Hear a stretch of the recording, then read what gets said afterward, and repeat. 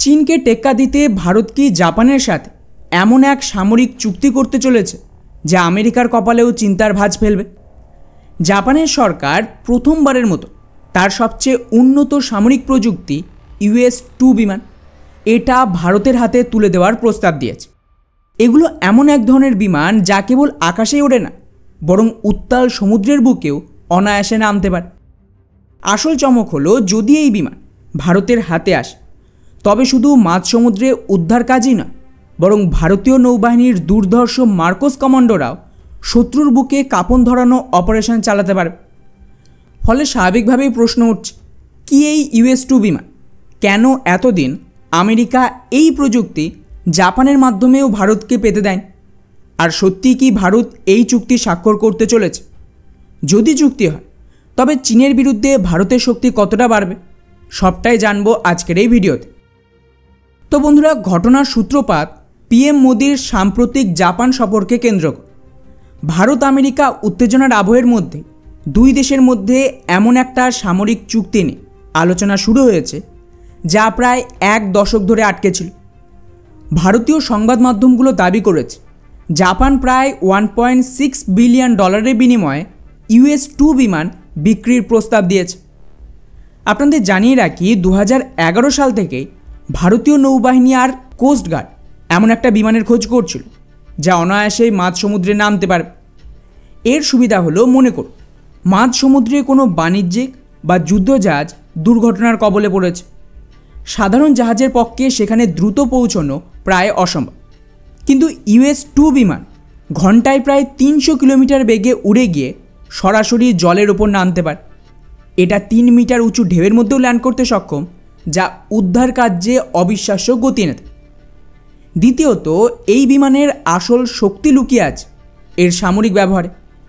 ভারতীয় নৌবাহিনীর special force অর্থাৎ মার্কোস কমান্ডোরা এই বিমান ব্যবহার করে শত্রুপক্ষের উপকূলে বা কোনো দ্বীপে নিঃশব্দে ল্যান্ড করতে পারে। অপারেশন শেষ করে আবার একইভাবে সেখান থেকে বেরিয়েও আসতে পারে। এতে করে শত্রুরা কিছুতেই বুঝে ওঠার আগে এই মিশন সম্পন্ন হয়ে যায়। অর্থাৎ এটা শুধু একটা উদ্ধারকারী বিমান না, বরং এটা মাল্টিপারপাস প্ল্যাটফর্ম। কিন্তু প্রশ্ন হলো, এত দরকারি একটা বিমান ভারত এতদিনেও কেন কিনতে পারে? তো এখানেই গল্পের আসল টুইস্ট। 2010 সালে যখন ভারত প্রথমবার এই বিমান কেনার আগ্রহ দেখায়, তখন মূল বাধা হয়ে দাঁড়িয়েছিল আমেরিকা। দ্বিতীয় বিশ্বযুদ্ধের পর আমেরিকা জাপানের ওপর এমন একটা সংবিধান চাপিয়ে দিয়েছে যার কারণে জাপান কোনো দেশে সামরিক সরঞ্জাম বিক্রি করতে পারত না। অর্থাৎ সহজ ভাষায় জাপানের প্রতিরক্ষা নীতি চলত আমেরিকার ইশারায়।